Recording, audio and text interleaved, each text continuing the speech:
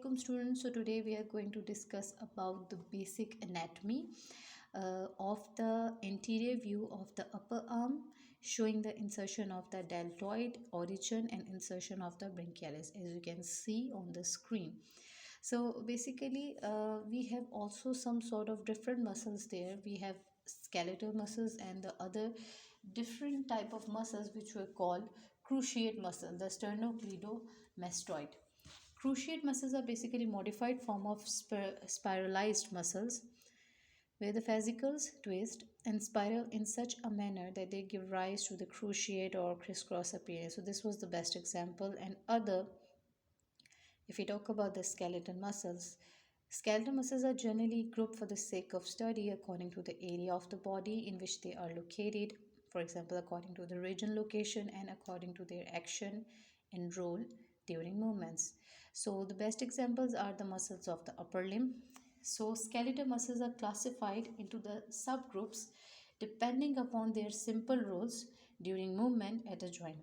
So we can start, they categorize into four major categories. Number one will be the prime movers. Number two will be the antagonist. Number three will be fixator, and number four will be synergists.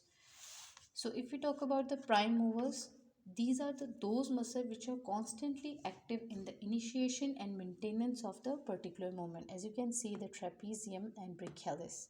Trapezium and brachialis are the best examples of the prime movers because they are constantly active in the initiation and maintenance of a particular movement. And if we talk about the antagonist, those muscles which undergo relaxation when the prime mover starts contracting, so they remain silent and finally again contract in order to restrict the range of mobility.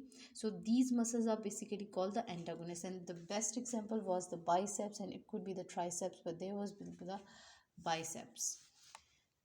And now the third one, which could be the fixators. Fixators are the muscles which increase the interarticular compression and stabilize the position of joints. So we can say that they provide immobile base over which other prime movers can act. For example, if we talk about the deltoid is the best example which provide the abduction. How?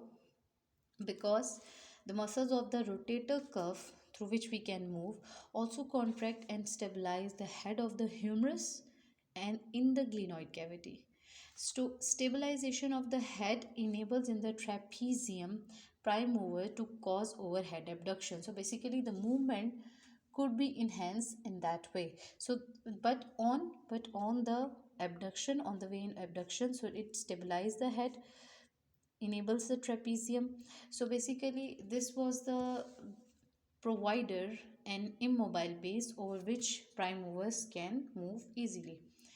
So the last one is the synergist, as the name indicates, together working. So they are the partial antagonists to prime movers over multi-axial joint. So best example is again deltoid muscle producing abduction.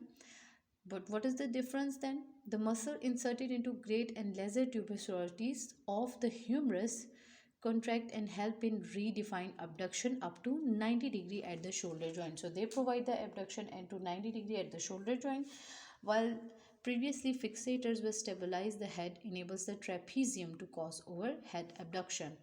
So this was a good description about the upper limb and the insertion of the muscles, and we have the different muscle there: pectoralis major, coracobrachialis, medial intermuscular septum, lateral intermuscular septum, lateral epicondyle, and brachialis.